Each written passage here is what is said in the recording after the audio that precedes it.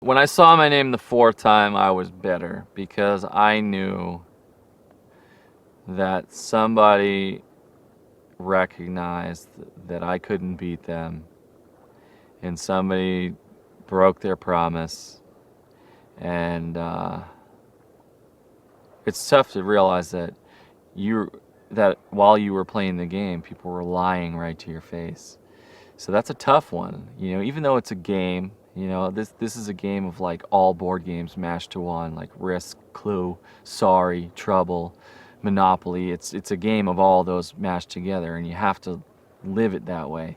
But I was very bitter, and then when I saw my name for the fifth time, I was just like, what, there's nothing you can do. You could turn around and make stupid faces and be like, who did it, and get mad. And uh, I realized that two people had to make that decision, and I knew it was the two guys to the left and right of me because of how our voting was planned out.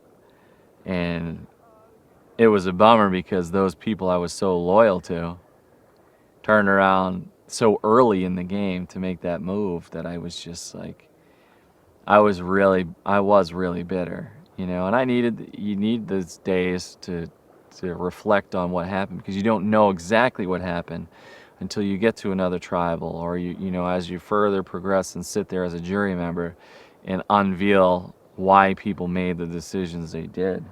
For me to summarize my whole Survivor experience, at first removing myself from the game, I felt like I was shortchanged from a full experience, which was completely untrue. I mean, it was just kind of emotions taking over. But, as we were going out through the course of the game, immediately from the first 3 days, my perspective on life and the things that are constantly and forever taken for granted became things of I was just so grateful for those things, like instantly, and it came all the way back to the fact of, your parents worked so hard to give you the things that you need to basically survive in life, and even the luxuries, of wants. And, you know, uh, relating that to a fire and providing for a camp that just, they just can't do it. Like we had a team of girls, and it's, they couldn't just start a fire. They couldn't go gather all the wood and crack coconuts open. So when you start to provide for a family per se, you know, it just one of those things that related to life and how family provided for you. And and when the girls would sleep in and be like, oh, breakfast in bed, and it was so nice, and it, like, internally it hurts your feeling a little bit, because you're like, you ungrateful beauty queens, like, are you serious, we're cooking for you?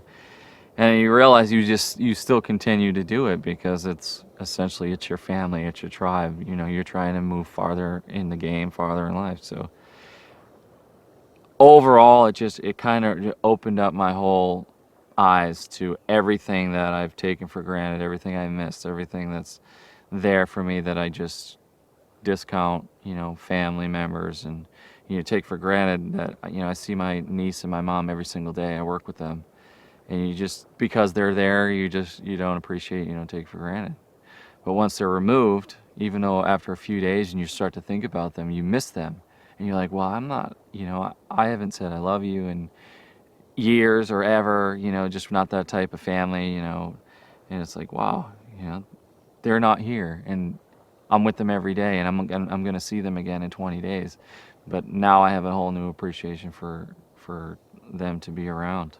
And it was the appreciation factor, and it's also the I'm a fairly patient person and fairly passive in life, and it's always kind of worked to my benefit. I've never really ruffled feathers. I never pissed anybody off.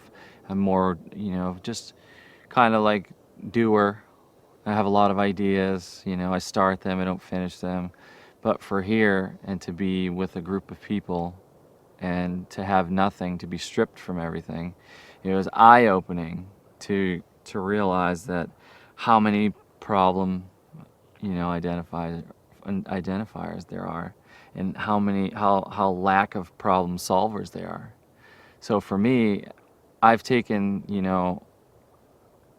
the idea of doing, as opposed to just talking and thinking about ideas, whether you think they're great or they're not great, just doing them.